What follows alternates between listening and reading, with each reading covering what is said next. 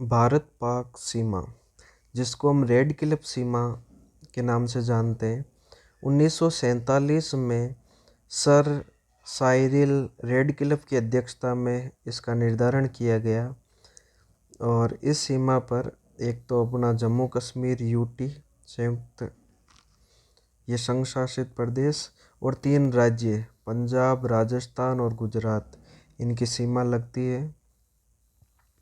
भारत पाकिस्तान विवाद, ये पीओके, जिसको पाक ऑक्यूपाइड कश्मीर के नाम से जानते हैं, पाक अधिकृत कश्मीर। भारत पाकिस्तान का विभाजन माउंट बेटन योजना। तो भारत पाकिस्तान का विभाजन किस योजना के तहत हुआ? माउंट बेटन योजना के तहत हुआ। इस समय भारत के 2 तरह के प्रांत थे, एक तो ब्रिटिश भारतीय प्रांत और एक देशी रियासतें। भारत में लगभग 565 देशी रियासतें मौजूद थी। इन रियासतों को माउंट बेटन ने भारत या पाकिस्तान में शामिल होने या स्वतंत्र रहने का विकल्प दिया था। ज़्यादातर रियासतों का भारत में विलय हो गया, परंतु 3 रियासतें, कितने रियासत? 3 रियासतें, जिनमें जम्मू कश्मीर, जूनागढ़ और हैदराबाद, इन्होंने स्वतंत्र रहने का विकल्प चुना। और जम्मू कश्मीर के राजा हरि सिंह जी थे, जिसने अपनी रियासत का भारत में विलय से मना कर दिया था। फिर बाद में सरदार पटेल की सहायता से इसको विलय कर लिया गया। सेकंड, एलओसी यानी कि लाइन ऑफ कंट्रोल, जिसको नियंत्रण सीमा रेखा कहते हैं। 1972 में शिमला समझौता हुआ। तो शिमला समझौता कब हुआ? 1972 में हुआ। किन किन के बीच में हुआ? इंदिरा गांधी और जुल्फिकार अली भुट्टो के बीच में हुआ। तो ये ध्यान रखना, शिमला समझौता कब हुआ? 1972 में हुआ। किन किन के बीच में हुआ? तो इंदिरा गांधी और जुल्फिकार अली भुट्टो के बीच में हुआ। फिर सियाचिन हिमनद क्या है? ये 75 किलोमीटर ऊंचाई पर है, जो 1984 में सियाचिन पर पुनः कब्जा करने के लिए ऑपरेशन मेघदूत चलाया गया। तो ध्यान रखना, ऑपरेशन मेघदूत कब चलाया गया? 1984 में, जब सियाचिन में वहाँ पर समझौता हुआ था भारत पाकिस्तान के बीच में, युद्ध विराम कर दिया गया, लेकिन पाकिस्तानियों ने वहाँ कब्जा कर लिया था। तो उसको कब्जे को हटाने के लिए, पुनः वापस अपने कब्जे में करने के लिए ऑपरेशन मेघदूत चलाया गया 1984। विश्व का सबसे ऊंचा युद्ध स्थल है सियाचिन को कहा जाता है। तो ध्यान रखना, विश्व का सबसे ऊंचा युद्ध स्थल कौन सा है? तो सियाचिन है। फिर सिंधु जल विवाद, भारत और पाकिस्तान के बीच आज़ादी के तुरंत बाद से शुरू हो गया। इस विवाद की मध्यस्थता 19 सितंबर 1960 को विश्व बैंक द्वारा की गई, जिसे सिंधु जल समझौता कहा जाता है। यह समझौता भारत की तरफ से तो जवाहरलाल नेहरू और पाकिस्तान के राष्ट्रपति जनरल अयूब खान के बीच हुआ। एवं इस समझौते के अंतर्गत निम्न प्रावधान किए गए: सिंधु नदी, झेलम नदी और चिनाब नदी, इनका 80% पानी तो पाकिस्तान को और 20% पानी भारत के यूज के लिए। और रावी नदी, व्यास नदी और सतलुज नदी, इनका 80% यूज भारत करेगा और 20% पाकिस्तान करेगा। इस प्रकार ये समझौता हुआ। तो ये ध्यान रखना, समझौता किसकी मध्यस्थता से हुआ? तो विश्व बैंक की मध्यस्थता से हुआ। और किन किन के बीच में हुआ? तो भारत की तरफ से तो जवाहरलाल नेहरू और पाकिस्तान की तरफ से कौन थे? तो अयूब खान। ये इम्पोर्टेंट है। फिर भारत अफगान सीमा को किस नाम से जानते हैं? तो डूरंड रेखा के नाम से जानते हैं भारत अफगान सीमा। ये रेखा सर मोर्टिमर डूरंड ने 1893-96 को बनाई। 19 अगस्त 1919 को अफगान आज़ाद हुआ तथा 19 अगस्त 2019 को 100वीं वर्षगांठ मनाई गई। तो इस डूरंड रेखा को ध्यान रखना। ये किन किन के बीच में? भारत और अफगान सीमा को किस नाम से जानते हैं? डूरंड रेखा के नाम से जानते हैं।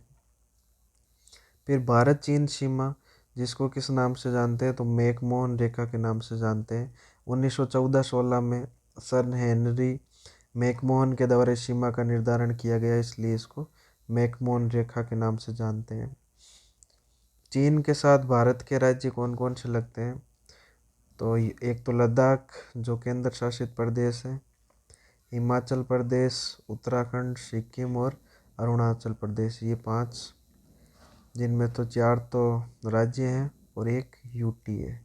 लद्दाख पहले जम्मू कश्मीर पूरा था, अब इसको 2 यूटी में कन्वर्ट कर दिया गया है। भारत चीन विवाद, तो भारत चीन विवाद के कारण क्या रहे? 1954 में भारत चीन में पंचशील समझौता हुआ। तो आपको ध्यान रखना है पंचशील समझौता किन किन देशों के बीच में हुआ है। तो भारत और चीन के बीच में पंचशील समझौता हुआ, जिसके तहत 5 शर्तें थी। कौन कौन सी 5 शर्तें थी? एक तो दोनों देश एक दूसरे के आंतरिक मामलों में हस्तक्षेप नहीं करेंगे, और दोनों देश शांतिपूर्ण से अस्तित्व बनाए रखेंगे। तीसरी शर्त थी दोनों देश एक दूसरे की संप्रभुता को बनाए रखेंगे, सीमा का अतिक्रमण नहीं करेंगे और एक दूसरे पर आक्रमण नहीं करेंगे। ये 5 शर्तें रखी गई। लेकिन जब 1959 में चीन ने तिब्बत पर कब्जा किया और 1960 में दलाई नामा, ध्यान रखना कौन, दलाई नामा को देशद्रोही घोषित कर दिया। फिर दलाई नामा को भारत ने शरण दे दी और शरण कहाँ दी? धर्मशाला, हिमाचल प्रदेश के धर्मशाला में शरण दी, जो पंचशील समझौता भंग माना गया और 1962 में भारत चीन युद्ध हुआ। चीन ने भारत के अक्साई चीन और नेफा, इन पर कब्जा किया। नेफा का मतलब नॉर्थ ईस्ट फ्रंटियर एरिया, उत्तरी पूर्वी सीमांत क्षेत्र, जो अरुणाचल प्रदेश का भाग है, इन पर कब्जा कर लिया चीन ने। एक स्टेपल वीसा, ये जम्मू कश्मीर और अरुणाचल प्रदेश के लोगों को चीन द्वारा दिया जाता है। डोकलाम विवाद जो भारत और चीन के बीच में है, तो ध्यान रखना डोकलाम विवाद किन किन देशों के बीच में। तो डोकलाम एक ऐसा स्थान है जो 3 देशों की सीमा लगती है, यहाँ जहाँ भी 3 देशों की सीमा लगती है वहाँ कोई एक देश कब्जा नहीं कर सकता, ये यूएनओ का कानून है। ये ट्रांजैक्शन पॉइंट है, कौन सा? डोकलाम। फिर मोतियों की माला, मोतियों की माला ये क्या है? तो ध्यान रखना मोतियों की माला ये चीन की एक नीति है। तो मोतियों की माला किसकी नीति है? चीन की एक नीति है, जिसके अंदर वो हिंद महासागर में बंदरगाह तथा हवाई अड्डे विकसित कर रहा है। चीन क्या कर रहा है? हिंद महासागर में बंदरगाह और हवाई अड्डे विकसित कर रहा है, जो आप मैप में देख रहे होंगे। यह एक तो ये जो मलेशिया और इंडोनेशिया के बीच में कौन सी जल संधि है? मालक्का जल संधि है। ये चीन के बंदरगाह हैं जिनको हम देखेंगे। इस नीति के अंतर्गत चीन हिंद महासागर में लगातार अपनी व्यापारिक एवं सैन्य शक्तियों का विस्तार कर रहा है। 1971 में भारत पाक युद्ध के पश्चात चीन ने यह महसूस किया कि यदि भारत मलक्का जल संधि यानी कि इंडोनेशिया और जो मलेशिया के बीच में है,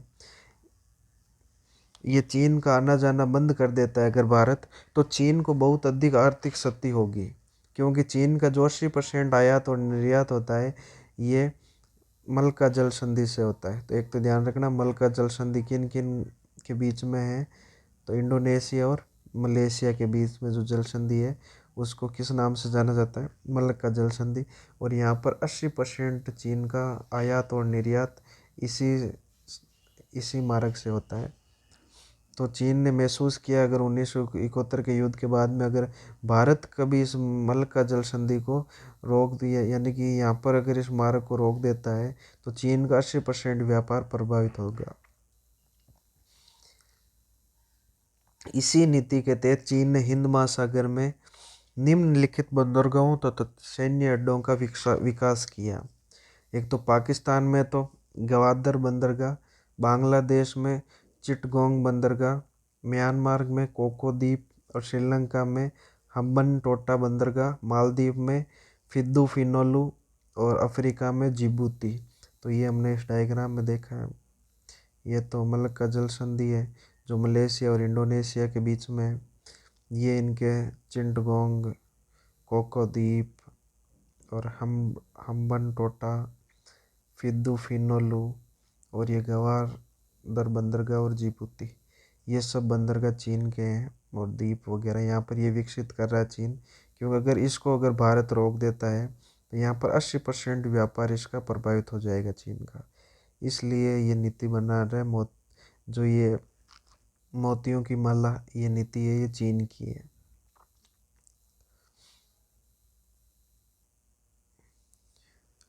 हम ये कह सकते हैं कि चीन लगातार हिंद महासागर में अपनी व्यापारिक एवं सैन्य शक्ति का विकास कर रहा है, जो आने वाले समय में विश्व राजनीति के लिए एक तनाव का विषय बन सकता है।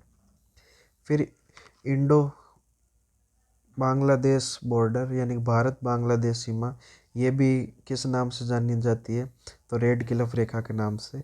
बांग्लादेश है, ये पहले पूर्वी पाकिस्तान हुआ करता था, जिसको बाद में बांग्लादेश कर दिया गया नाम पाकिस्तान से अलग करके। अभी वर्तमान में 3 बीघा गलियारा जो पश्चिम बंगाल का क्षेत्र था, इसको बांग्लादेश के बीच में बांग्लादेश को दिया गया। यानी कि भारत इधर ये पूर्वी पाकिस्तान था, इधर पश्चिमी पाकिस्तान। तो जो ये पूर्वी पाकिस्तान है ये क्या है, बांग्लादेश है। जीरो लाइन क्या है, ये त्रिपुरा और बांग्लादेश के बीच में। तो ध्यान रखना, जीरो रेखा और 3 बीघा गलियारा। 3 बीघा गलियारा कहाँ, पश्चिम बंगाल और बांग्लादेश के बीच की जगह है 3 बीघा गलियारा। भारत के 5 राज्य की बांग्लादेश की सीमा लगती है। कौन कौन से 5 राज्य हैं, एक तो पश्चिम बंगाल, एक असम, फिर मेघालय, फिर असम की 2 बार सीमा लगती है, ध्यान रखना, त्रिपुरा और मिजोरम। बांग्लादेश से 3 ओर से घिरा हुआ त्रिपुरा है, तो ध्यान रखना त्रिपुरा बांग्लादेश से 3 ओर से घिरा हुआ है। तो ये 5 राज्य हैं जिनकी बांग्लादेश के पास स्थिति है। कल हमने मैप में भी देखा था इनको, तो एक बार इनको मैप में देख लेना। और भारत बांग्लादेश विवाद, तो भारत और बांग्लादेश के बीच में कौन कौन से विवाद हैं जो आपको ध्यान में रखना है। आपको डायरेक्ट पूछेगा कि ये विवाद किन के बीच में है, तो भारत और बांग्लादेश के विवाद देखते हैं। एक तो जमीन विवाद था, जो जमीन की अदला बदली कर इसे सुलझा लिया गया 100वां संविधान संशोधन। तो जो 3 बीघा गलियारा है, तो 100वां संविधान संशोधन के द्वारा जो ये जमीन विवाद था इसको सुलझा लिया गया है। फिर चकमा शरणार्थी, 1971 के बाद भारत में लगातार बांग्लादेशी चकमा शरणार्थी प्रवेश कर रहे हैं, जिनकी संख्या लगभग 2.5 से 3 करोड़ है तक पहुंच चुकी है। हाल ही में असम सरकार ने इनकी पहचान करने के लिए एक सूची जारी की, जिसे एनआरसी कहा गया है। एनआरसी मतलब national registration of citizen. Farakka barrage, तो फरक्का बैराज का निर्माण कोलकाता बंदरगाह में पानी की कमी यानी हुगली नदी के ऊपर ये कोलकाता में एक फरक्का बैराज है को पानी की कमी को हुगली नदी में को कम करने के लिए किया है, जिसकी वजह से बांग्लादेश में पानी की कमी होने लगी और भारत बांग्ला विवाद बन गया। तो ये ध्यान रखना, जो फरक्का बैराज है ये है कहाँ, तो ये कोलकाता बंदरगाह में है। और ये किस नदी पर है, तो हुगली नदी पर। तो हुगली नदी का पानी इस बैराज के माध्यम से रोक लिया गया, जिससे बांग्लादेश में पानी कम जा रहा है। तो ये भी एक विवाद का कारण है। फिर तिस्का नदी विवाद, ये तिस्का नदी विवाद कहाँ है, तो सिक्किम। बारक नदी विवाद, तो ये मणिपुर का। न्यू मूर द्वीप विवाद, तो न्यू मूर द्वीप विवाद क्या है।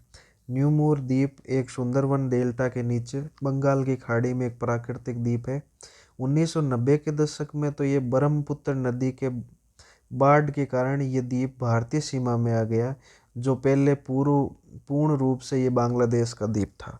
तो ध्यान रखना, ये कौन सा न्यूमोर द्वीप है, ये किन के विवाद है, तो भारत और बांग्लादेश के बीच में पहले विवाद था। बर्मा नदी में जो ब्रह्मपुत्र नदी है इसमें बाढ़ आई, जिसके कारण ये भारत की सीमा में आ गया। और जो न्यूमोर द्वीप है ये पहले बांग्लादेश का द्वीप था, अब किसका द्वीप है? ये भारत का द्वीप है।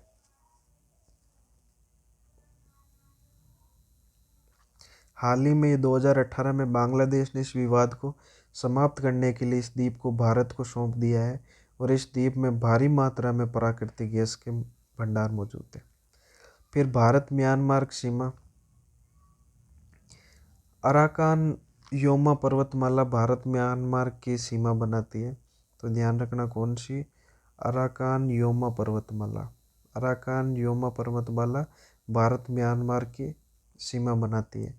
म्यांमार से भारत के 4 राज्यों की सीमा लगती है, तो कौन कौन से? तो ये ध्यान रखना, अरुणाचल प्रदेश, नागालैंड, मणिपुर और मिजोरम। इन 4 राज्यों की सीमा किनसे लगती है? म्यांमार से लगती है। ये कल हम नक्शे में देखा था हमने। पूर्वोत्तर राज्य जो 7 बहनों के नाम से जानते हैं, कौन कौन से हैं? 7 सिस्टर कल देखा था हमने, अरुणाचल प्रदेश, नागालैंड, मणिपुर, मिजोरम, असम, त्रिपुरा और मेघालय। ये 7 सिस्टर के नाम से जानी जाती है।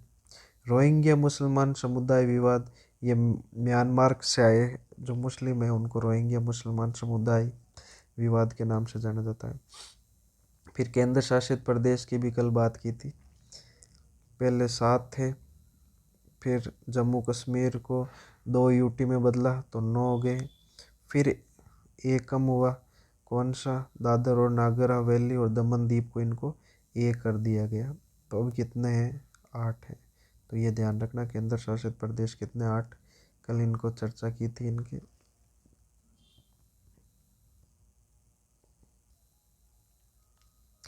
फिर द्वीप, द्वीप 2 हैं। एक तो द्वीप 2 पर 2 समूह में, एक तो अरब सागर में है। अरब सागर में कौन सा है? तो लक्षद्वीप, जो 36 द्वीपों का समूह है जिनको मूंगा द्वीप कहा जाता है। और बंगाल की खाड़ी में अंडमान निकोबार, ये 572 द्वीपों का समूह है जिनको पन्ना द्वीप कहा जाता है। तो यहाँ पर इंपॉर्टेंट क्वेश्चन ये बनता है कि मूंगा द्वीप कौन से हैं, तो ध्यान रखना, जो लक्षद्वीप है अरब सागर वाले, इनको मूंगा द्वीप कहा जाता है। और जो बंगाल की खाड़ी वाले द्वीप है इनको क्या कहा जाता है? अंडमान निकोबार को पन्ना द्वीप कहा जाता है। लक्षद्वीप अरब सागर में स्थित वे द्वीप है जिनका निर्माण मूंगा चट्टानों से हुआ है। और मूंगा चट्टानों का निर्माण कैसे? तो परवाल भित्तियों के कंकाल के द्वारा होता है। ये परवाल भित्तियाँ समुद्र की तली में जहाँ तक सूर्य का प्रकाश पहुँचता है वहाँ पाई जाती है। फिर परवाल भित्तियों के विकास के लिए सामान्य लवणता और तथा सामान्य तापमान की आवश्यकता होती है। तो सामान्य लवणता और सामान्य तापमान की आवश्यकता होती है। लक्षद्वीप ये केरल के सबसे नज़दीक है। केरल के तट से लगभग 200 किलोमीटर दूरी है इनकी। ब्रिटिश राज में केरल के जो मजदूर लक्षद्वीप पर में बसाया गया। और लक्षद्वीप में सबसे अधिक जनसंख्या कौन से मुस्लिम है? तो ध्यान रखना, सैफी मुस्लिम समुदाय है, 95% इनकी जनसंख्या पाई जाती।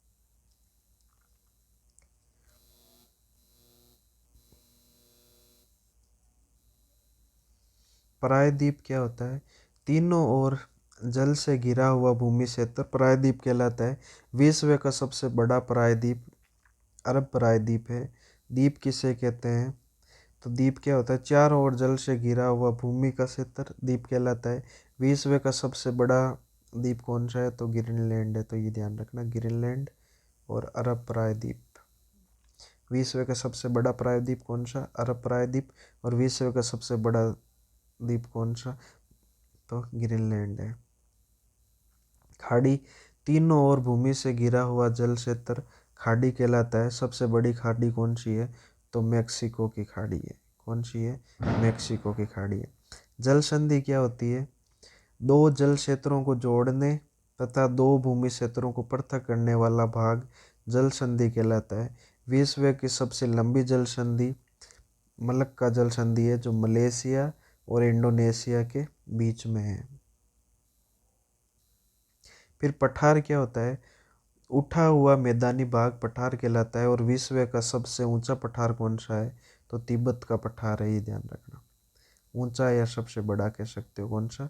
तिब्बत का पठार। महाद्वीप और उनके सर्वोच्च शिखर ध्यान में रखने। एशिया महाद्वीप का सर्वोच्च शिखर कौन सा है? तो माउंट एवरेस्ट है और है कहाँ, नेपाल में। तो एशिया का सर्वोच्च शिखर कौन सा है, माउंट एवरेस्ट, है कहाँ, नेपाल में। फिर अफ्रीका का तो किलिमंजारो, किलिमंजारो है कहाँ, तंजानिया में है, अफ्रीका का सर्वोच्च शिखर है। उत्तरी अमेरिका का सर्वोच्च शिखर कौन सा है, तो मैककिनले जो अलास्का में है। दक्षिणी अमेरिका का एकाकुआ अर्जेंटीना में है। अंटार्कटिका का विंस मैसिफ है।